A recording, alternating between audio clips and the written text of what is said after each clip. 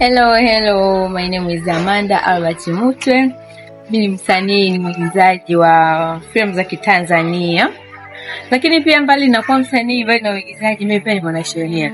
Nikisema mwanasheria namaanisha kuwa kuna tofauti kati ya mwanasheria na advocate. So mimi ni mwanasheria kwa sababu bado sijaendelea kusoma elimu yangu ya muhuri, nikimaanisha nilikuwa na maana ya law school, bado sijamaliza, lakini Mungu akijalia inshallah mwakani nitaendelea kusoma na nitaweza kukidhi vigezo vya kuwa advocate na kuweza kuingia mahakamani.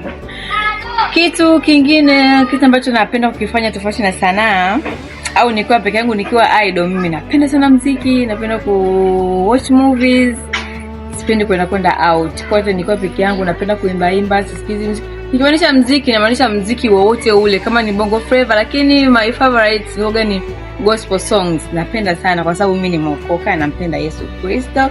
Kwa na nyinyi vijana wenzangu, jamani, mnaonitazama, mwokoke, Mungu anatupenda. So, kingine kipi? Bwana utaunganisha. Kingine cha mwisho kisao ni kinini?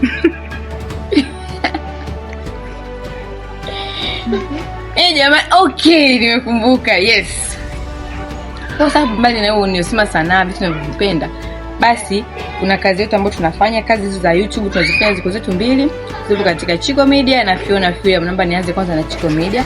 Katika Chico Media tunao film inaitwa Binti Jasiri. Katika Binti Jasiri hiyo kuna wahusika mbalimbali na mimi pia nikiwemo, ambapo katika Binti Jasiri mimi nimecheza kama binti mstaarabu, mwenye hekima, napenda kusolve matatizo ya watu, lakini bila kujua kama naingilia navuka mipaka yangu. Aisi jamani, sijui kitanikuta nini.